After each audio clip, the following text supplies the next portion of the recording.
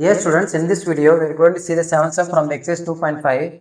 The question is, if 9 times 9th term is equal to 15 times the 15th term, show that 6 times 24th term is 0. So, in a given partner, 9 times the 9th term, that is 9 times T9 is equal to 15 times the T15. 15 times the 15th term, 15th term is T15.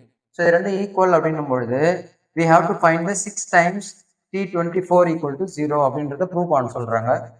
Okay, நம்ம given condition இருந்து start பண்ணலாம். 9 times T9 is equal to 15 times T15. Okay, 9 times T9 அப்படின்றது எப்படி எழுதலாம்? நமக்கு இங்க வந்து n மட்டும் தான் தெரியும், a-வும் தெரியாது, d-யும் தெரியாது.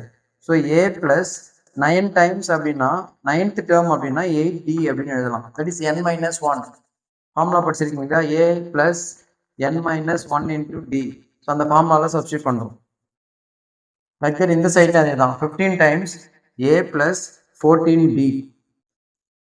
இப்போ simplify பண்ணுங்க, 9 அல்லது into பண்ணுங்க, 9a plus 72d. 9 into a 9a, 9 into 8 72d. 15 அல்லது into பண்ணுங்கன்னா 15a plus 15 into 14 210d. So ஏலாம் ஒரு பக்கம், d ஒரு பக்கம் கொண்டு போயிடலாம். இது ரெண்டுமே இங்கே கிரேட்டர் வேல்யூவாக இருக்குது, இது ரெண்டு டேர்ம் அங்கே கொண்டு போகலாம்.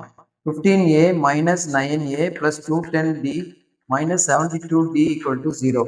15ல 9 சப்ராக்ட் பண்ணிங்கன்னா 6 times 6a, 210ல 72 போச்சுன்னா 10, 2 போச்சுன்னா 8, 0, 20ல 7 போச்சுன்னா 13, 138d equal to 0.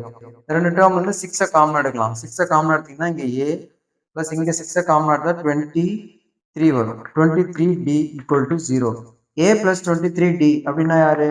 T24. 24th term எப்படி எழுதுவோம்? a plus 23d தான் எழுதுவோம்.